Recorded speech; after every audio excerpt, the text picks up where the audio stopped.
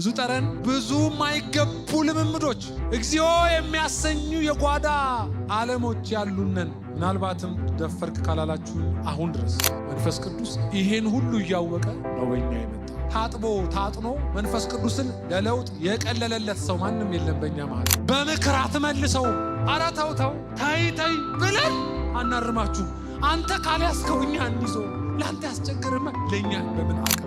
ለግንባታ እንዲመቸኝ ብሎ ሩቅ ተከራይቶ ወይ ሩቅ አርፎ እየተመላለሰ እንደሚሰራ አይነት ቅንጡ ቤት እየኖረ እንደሚሰራ አይነት መሐንዲስ ሳይሆን ያላለቀ ቤት የገባ ውስጥ ገብቼ ጨርሳቸዋለሁ ያለ በመንፈስ ቅዱስ ጩኸት አላችሁ። ይሄ ሰውነት አጹማ ጸልየ ሌላ አታረገው። ይሄ ስጋ ጎድ ነው።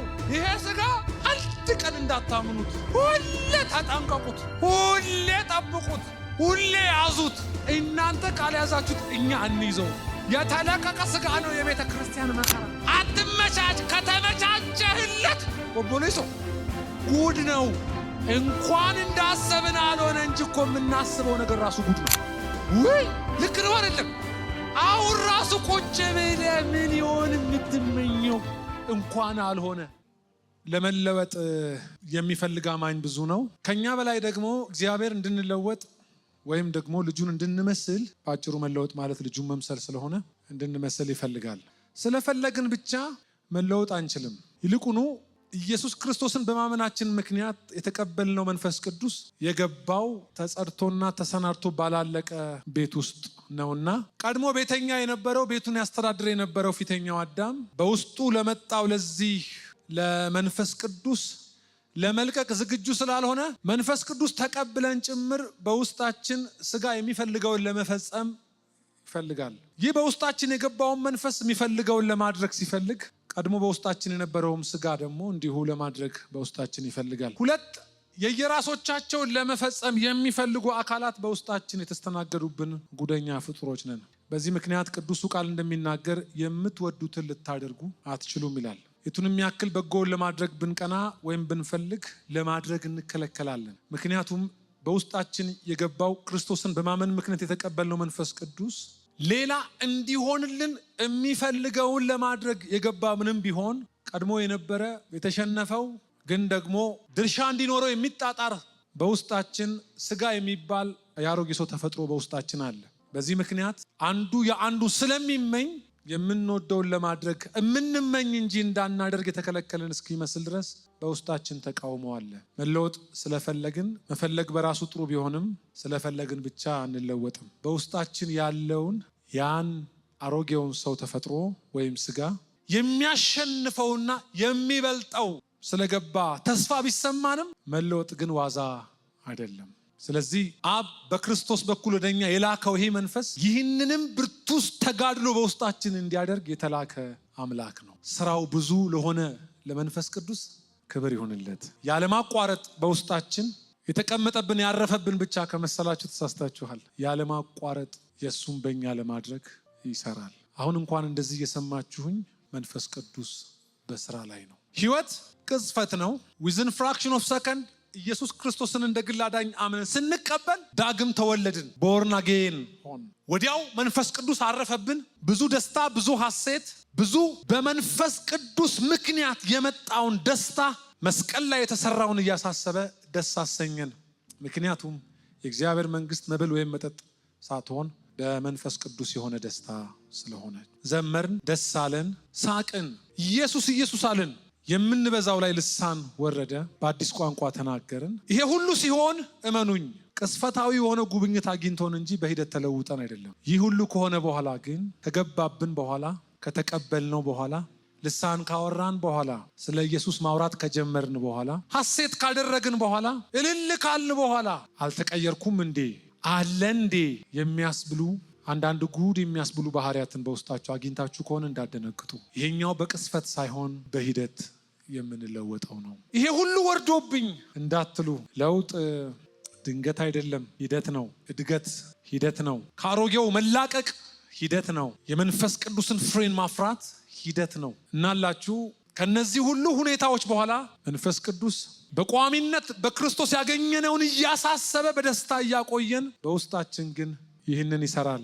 አሮጌውን እየሰቀል የእርሱን ፍሬ እንድናፈራ ቀድሞ የነበረውን ስራ በውስጣችን ይገድላል። መጽሐፍ በመንፈስ የስጋን ስራ ብትገድሉ እንደሚል ሮሜ ምዕራፍ 8 ቁጥር 14 ባለማቋረጥ የለውጥ ሂደት ውስጥ መንፈስ ቅዱስ ይገባል። የብዙዎቻችን ትኩረትና መሳብ እስከዛሬ የተነጋገርነውን አይነት ቢሆንም ደስታው በክርስቶስ ሰለብሬት ማድረግ የማዳኑን ደስታ መጎናጸፍ ይህ በራሱ ትልቅ እድገትም ለውጥም ነው ልላችሁ ግን የፈለግኩት በዋናነት መንፈስ ቅዱስ ከመጣ ከገባብን ቀን ጀምሮ ከዛች ሰከንድ ጀምሮ የሚታይ ለውጥ በላያችን ላይ አለ። ደግሜ ላለው እጆቻችሁን ነጻ አርጉና ለመንፈስ ቅዱስ ብዙ ክብር ብዙ ስለማይታክት በእኛ ለመስራት በቤተ ክርስቲያን መካከል እየሰራ ላለ ለመንፈስ ቅዱስ ምንም ነውርና የፊት መጨማደድ ቢኖርባት ቤተ ክርስቲያን ብዙ ነቀፋና አንከን ምንም ቢኖርባት እንዳንዳንዶች አይተዋትም። መልኳን ሊያወጣ ቅርጿን ሊያወጣ በቋሚነት በእኛ መካከል እየሰራ ላለ ከአብ ዘንድ ተልኮ ለመጣ በእኛ ውስጥ ለሰረጸው ለመንፈስ ቅዱስ ብዙ ክብር ብዙ እውቅና ይሁንለት። እየሰራኸኝ ነው፣ እየቀየርከኝ ነው፣ በእኔ ተስፋ አልቆረጥክም ካላችሁ እውቅና ስጡት።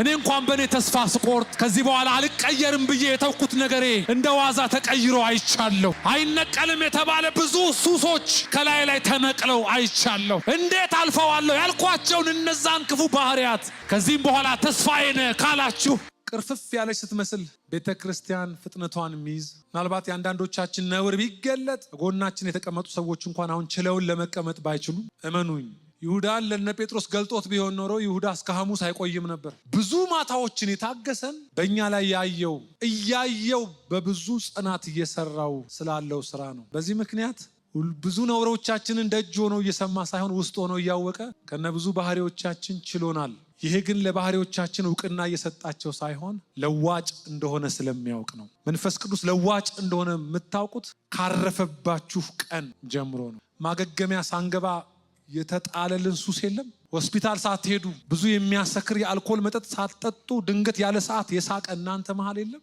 ከምንም ነገር ጋር ያልተያያዘ ጆይ ደስታ በውስጣችሁ ድንገት የገባበት ሰው እዚህ እናንተ መካከል የለም። መንፈስ ቅዱስ ባይሰልፍ ለዋጭ ነው፣ ባህሪን ይለውጣል። ለዚህ አምላክ ክብር ይሆን። አንዳንድ ሳይቶች መሐንዲሶች ሲመሩት ለመስራት የሚቀላቸው አይነት መሬት አለ።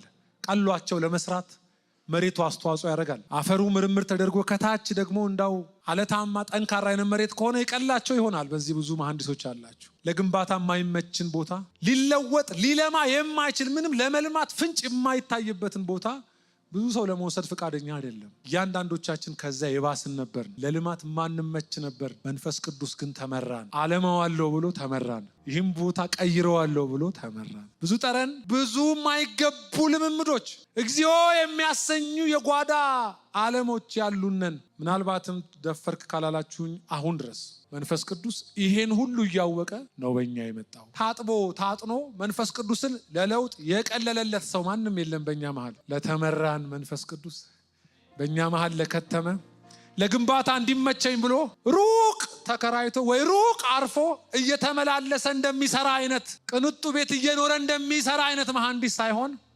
ያላለቀ ቤት የገባ ውስጥ ገብቼ ጨርሳቸዋለሁ ያለ ለመንፈስ ቅዱስ ጩኸት አላችሁ። በጣም ብዙ የሚነቅለው አለው በእኛ። በጣም ብዙ ከውስጣችን ሊያጠፋው የሚፈልገው ነገር አለ። ሊያጣው የሚፈልገው ትንቅንቅ ቢሆንም ቅልል ብሎት እንዳይሰራ እንደነገርኳችሁ ቤተኛው ቀድሞ የነበረ ስለነበር ይሄኛው ቤተኛ ደግሞ አንደኛ ስጋ ነው። ስጋ የማይታመን ጉድ ነው። 40 ቀን ጾማችሁ አጾማችሁት በ41ኛው ቀን ላይ የሚፈትናችሁ ነው። አንዳንድ ሰው ስጋውን ይረሳል። በጣም ጴንጤነት ሲያጠቃችሁ ብዙ ኃያላን የወደቁት ከሰክሰሳቸው ማግስት ነው። ምክንያቱም ሸክላውን ይረሱታል። ሸክላን ያልኩት እነ ወንድም ሸክላዎችና እነ እህት ሸክላዎች ሰላም ለእናንተ ይሁን።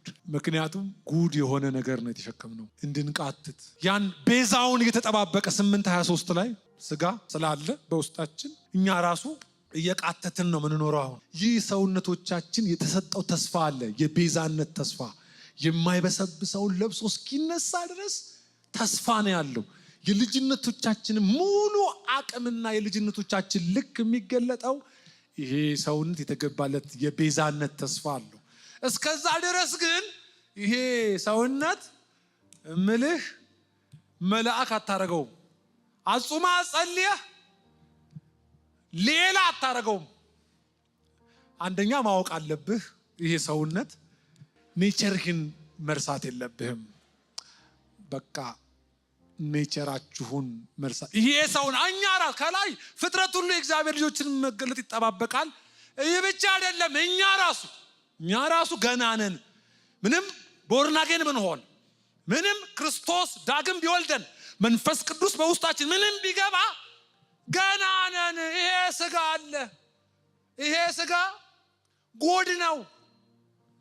ይሄ ስጋ አንድ ቀን እንዳታምኑት፣ ሁሌ ተጠንቀቁት፣ ሁሌ ጠብቁት፣ ሁሌ ያዙት። እናንተ ካልያዛችሁት እኛ እንይዘው። የተለቀቀ ስጋ ነው የቤተ ክርስቲያን መከራ። በምክር አትመልሰውም። ኧረ ተው ተይ ብለን አናርማችሁም። አንተ ካልያዝከው እኛ እንይዘውም። ለአንተ ያስቸገረማ ለእኛ በምን አቅም እንችለዋለን? ውስጥ ሆኖ ይሄ ዳግም የተወለደው ማንነታችን እንቃትታለን።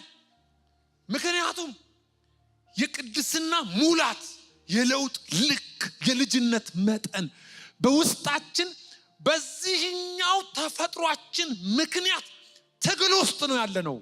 ስለዚህ እዚህ ትግል ውስጥ ነው መንፈስ ቅዱስ መጥቶ የከተመው። እስቲ እንደገና ገላትያ 5 አዲሱ መደበኛ ትርጉም ቢሆን ገላትያ 5:16 በመንፈስ ኑሩ ላለው የስጋንም ምኞት አትፈጽሙ። እናትበሉ በምን ኑሩ? የት ነው ያሉት? ሁለቱም አንድ ላይ ይመስላሉ አይደለም? እዚሁ ሰውነት ላይ ናቸው። ስጋም አለ። ምን አለው? አሁንም ስጋ ምኞት አለው። ታውቃላችሁ፣ ምኞት ደግሞ የኃጢአት ሁሉ የልጅ ልጅ ነው። ምኞት ይጸነሳል፣ ከዛ ደግሞ ኃጢአት ይወለዳል። ኃጢአት ደግሞ ምን ይዞ ይመጣል? ሞትን ይዞ ይመጣል። ስለዚህ ምኞት አለው። ይሄ በውስጣችሁ ያለው ስጋ ምኞት አለው። ለዚህ ነው ለምኞቱ እንዳትታዘዙ የሚል ቃል ደግሞ ታውቃላችሁ ቆላሲስ ላይ እና ይሄ ሮሜ ምዕራፍ 13 ቁጥር 14 ላይ ሌላ የሚገርም ቃል አለ። እዚህ ቦታ ከዚህ በፊት ተናግሬዋለሁ። ምኞቱን እንዲፈጽም ስለ ስጋ አታስቡ ይላል። አዲሱ መደበኛ ትርጉም ላይ አትመቻቹለት ይላል። ለማ መልሱልኝ እንጂ ምን አትበሉለት? አትመቻች። ከተመቻቸህለት ወቦሌሶ ጉድ ነው። እንኳን እንዳሰብን አልሆነ እንጂ እኮ የምናስበው ነገር ራሱ ጉድ ነው። ወይ ልክ ነው አይደለም? አሁን ራሱ ቁጭ ብለህ ምን ይሆን የምትመኘው እንኳን አልሆነ። ምክንያቱም ቢመቻችለት ምኞት አለው። ቢመቻችለት መፈጸም የሚፈልገው አለው። ቢመቻችለት የራሱ ዓለም አለው። ቢመቻችለት ተመቻቸ ነገር ከፈጠርክለት በውስጥህ እንዲህ ወክ ሲያደርግ ሰገነት ላይ አይደለም ዳዊት ታመቻቸ። ማናት ያቺ ይላል። ይኸውልህ ታያል። ስትመቻች እምታየዋል። ዳዊት ላይ ነው እንደዚህ የምንለው። አረ ሁላችን ላይ እንደዚህ ስትመቻች ብዙ አጋዥ ኃይላት ተባበራ ይጠራራሉ፣ በፉጨት ይጠራራሉ። ከዛስ ያሳዩሃል። ከዛስ ምኞት ይጸነሳል።